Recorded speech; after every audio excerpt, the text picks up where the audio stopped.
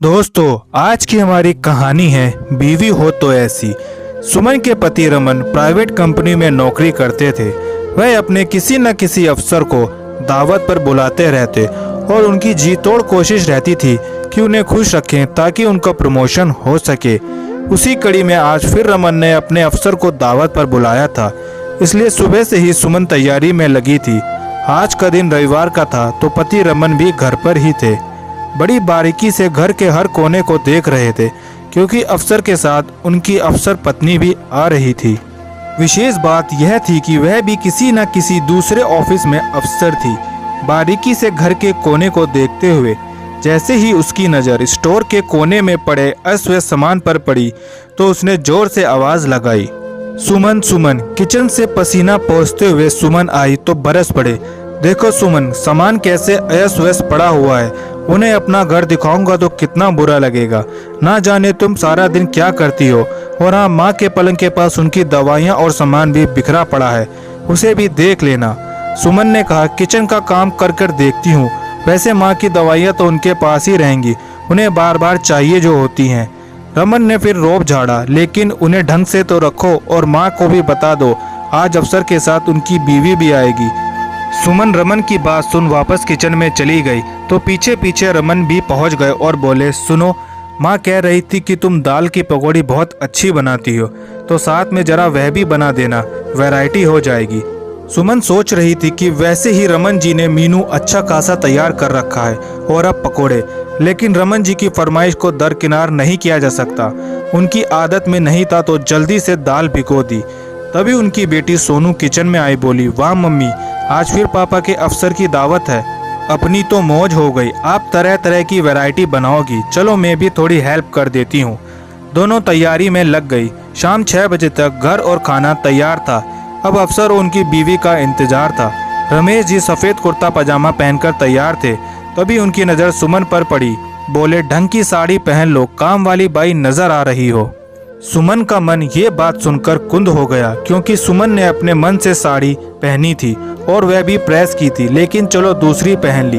ये बात सुन माँ बीच में आ गई और बोली, बहू, मुझे तो सुबह से ही साड़ी पहना दी। वैसे भी मेरी सभी साड़ियाँ सफ़ेद हैं। चिंता ना कर बेटा, इस बार तेरी उन्नति जरूर होगी। सुमन ने खाना भी मेहनत से बनाया है। अभी बाहर गाड़ी के हॉर्न की आवाज़ आई और रमन जी मेन गेट पर पहुँच गए अपने अफसर का स्वागत करने के लिए। पीछे पीछे सुमन भी मुस्कुराती हुई अभिवादन के लिए पहुंच गई।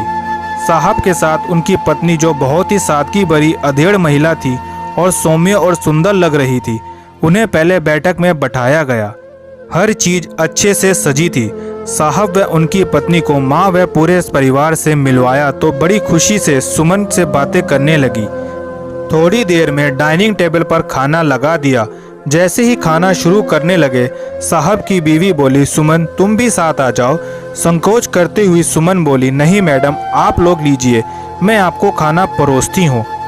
रमन भी अपनी पत्नी की बात से सहमत बोल पड़े। इसकी आदत है, सबको खाना खिलाकर ही खाती है।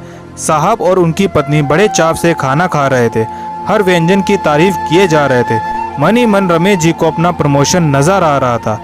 खाना खाने के बाद साहब की पत्नी ने बैठक में बैठते हुए सुमन को भी पास बैठने को कहा। अब सुमन भी सभी के साथ बैठी थी तो रमन जी को लगा कि कहीं अंग्रेजी के शब्द उलट पुलट ना बोल दे। सुमन के बैठते ही बोले, जरा सौंफ सुपारी ले आना। तभी सोनू किचन से सौंफ सुपारी ले आई और बोली, मम्मी आप बैठो। साहब की पत्नी सुमन के काम करने के तरीके से काफ़ी प्रभावित हुई।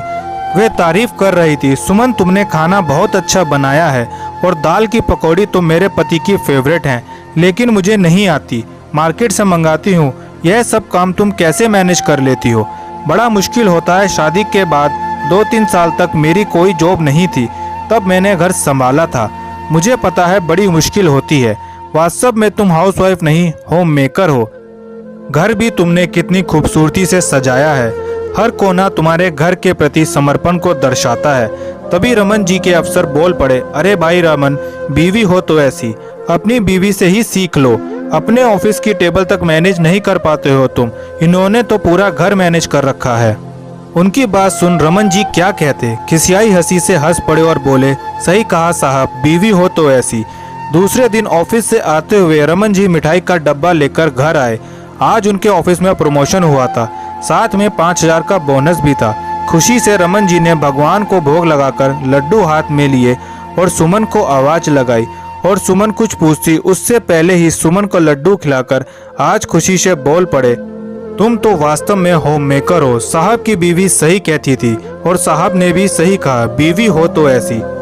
आज रमन जी के मन से बात निकली थी, जिसे सुन सुमन माँ व सोनू एक दूसरे को खुशी से देख रहे थे। आज बरसों बाद अफसरों को दी गई दावत की मेहनत सफल हो गई थी। दोस्तों, अगर आपको हमारी ये कहानी पसंद आई तो वीडियो को लाइक करें और चैनल को सब्सक्राइब करें।